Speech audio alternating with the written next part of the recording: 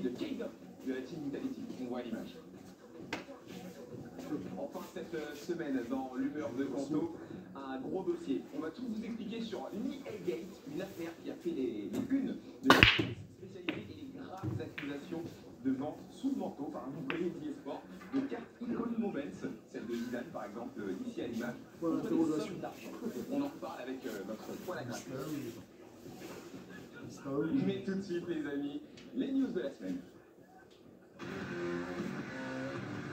Alors oui, bien entendu, on continue de faire un petit peu le point sur ce qui se passe sur la scène compétitive de FIFA. Donc on s'est mis du côté de l'Amérique du Sud avec la finale du 4e qualifier, donc sur PS4, qui a vu s'affronter Mathias Bonanno de la Crew Sport face à GMM, joueur lui pour le Lima FC eSport, un joueur brésilien, 2 partout lors du premier match, puis 1 partout jusqu'à la 68e minute de jeu sur le match retour, avant que Mathias Bonanno ne marque. Voilà le but de la victoire grâce à Cristiano Ronaldo, une autre que lui.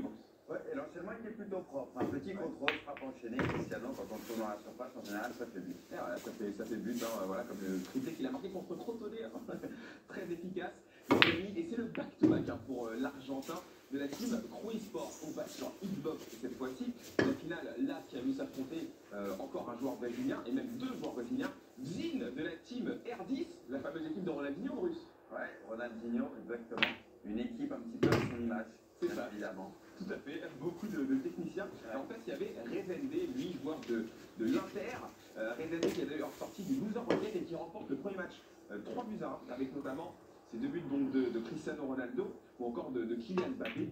Lors du match retour, 1 partout, mais ça suffit finalement pour Rezende qui s'impose 4-2 au cumulé.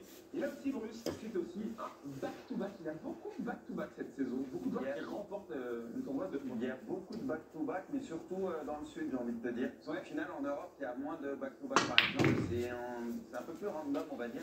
Mais c'est vrai que sur les autres continents, beaucoup de back-to-back. Il y a des joueurs qui vraiment dominent chez eux. C'est vrai que le niveau est beaucoup plus serré en Europe et beaucoup plus difficile de s'imposer. Et là, on le voit ici à l'image, Rezende qui célèbre avec sa petite coupe.